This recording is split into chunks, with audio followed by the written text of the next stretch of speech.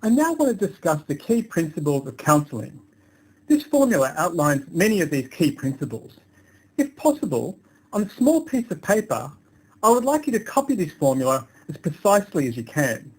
You can pause this video for a moment to copy this formula, a formula that outlines the principles of counselling. Now, after you have completed this task, I want you to rip the paper. Counselling cannot be reduced to a formula. The formula was bogus.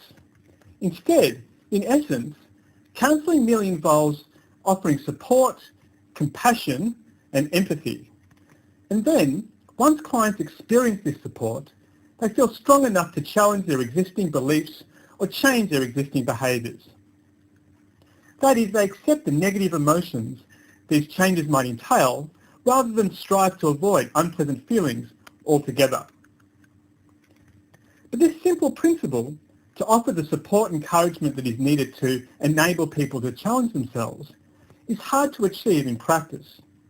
To achieve this goal, you need to learn a variety of counselling skills. I will now briefly outline the key skills. First, soon after you meet a client, you need to prompt this person to tell you about the problems they wish to solve. Initially, clients are often wary and unsure, so you need to learn suitable techniques to overcome their concerns with phrases like, "What prompted you to contact me?" or "Just tell me anything you like, even if you think these details are trivial." Second, to foster a sense of trust with your clients, you need to demonstrate your empathy and understanding, usually by clarifying the content and emotions they express.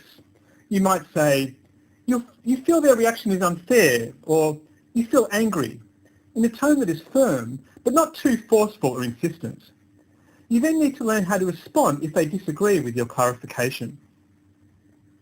Third, you need to learn how to ask questions that not only seek vital information, but also help the client at the same time. For example, you should often ask open-ended questions, questions that begin with phrases like, "Tell me about," or "How would you describe?"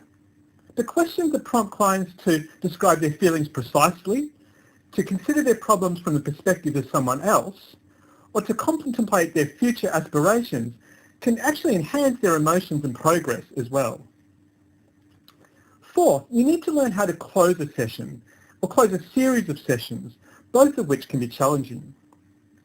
Several minutes before a session ends, you could say something like, "Look, I'm mindful that only 10 minutes is available. So are you now ready to discuss some exercises you could try this week?" Or you could summarise the key issues that were discussed. To terminate out counselling with a client, you also need to be sensitive. You might express thoughts like, "I feel you're ready to test your ability to continue without me." You might occasionally experience some anxiety, and these feelings are healthy and normal, and so forth.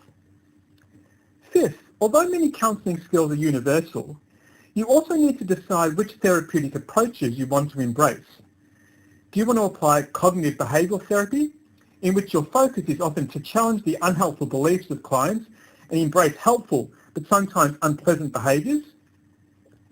Do you want to apply acceptance and commitment therapy, in which your focus is more to inspire individuals to embrace and observe, rather than avoid or shun unpleasant emotions and experiences?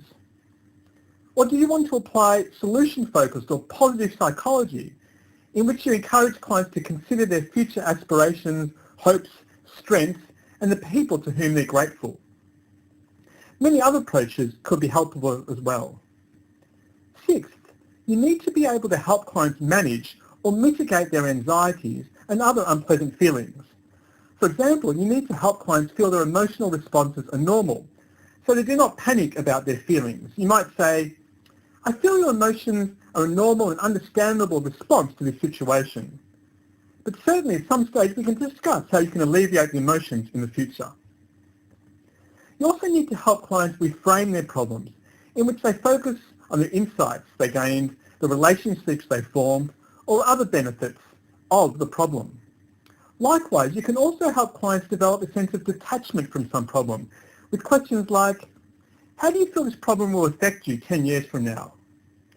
And finally, you'll also need to learn many other skills, such as how to confront clients and inspire change.